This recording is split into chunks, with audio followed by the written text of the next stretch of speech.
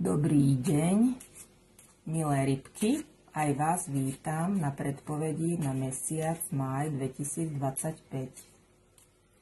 Pozrime sa na oblasť zdravia.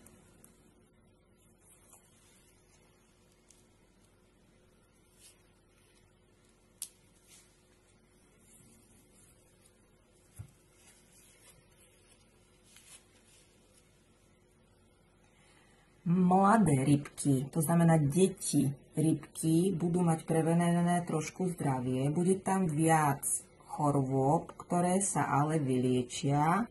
Tak ako rýchlo prišli, tak aj odídu. Pre staršie ročníky je tu zdravie stabilné. Jediné, čo im do zdravia zasahuje, sú ich túžby. Tam je niečo, čo veľmi chcú, ale momentálne ešte nemajú na dosah ten cieľ. Čiže tá choroba je spojená s túžbami. Nenaplní sa ešte celkom túžba ich srdca.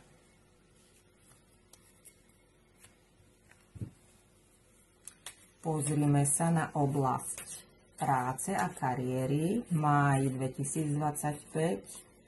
Milé rybky, v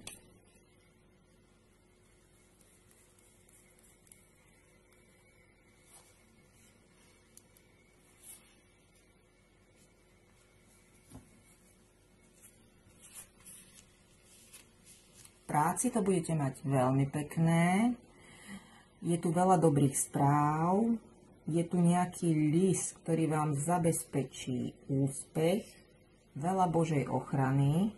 Hlavne ženy v pracovnej oblasti budú mať naplnenie a šťastie.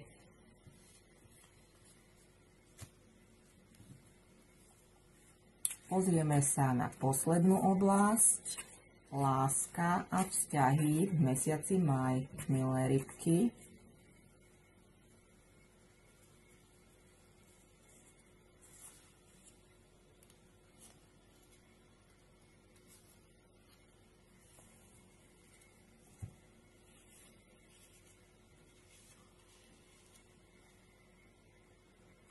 V tomto mesiaci budú mať hlavne muži, rybky, veľa šťastia vo vzťahoch.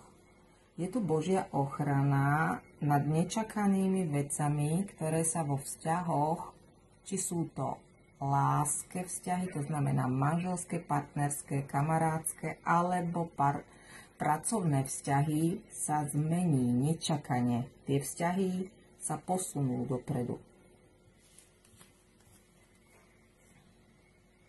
Aký je tu odkaz? Kariet cesta duše pre vás v máji.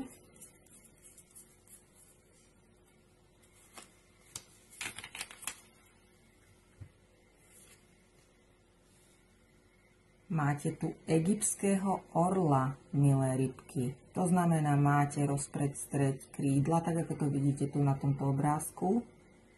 A plniť si začať svoje sny. Ale pozor na to, o čo žiadate, a pozor na to, aby ste sa nespálili. To znamená opatrné, reálne ciele, plány uskutočniť. Pokiaľ sa vám moje video páčilo s horoskopom, poprosím o zdieľanie, o like, prípadne odber môjho kanála. Ďakujem.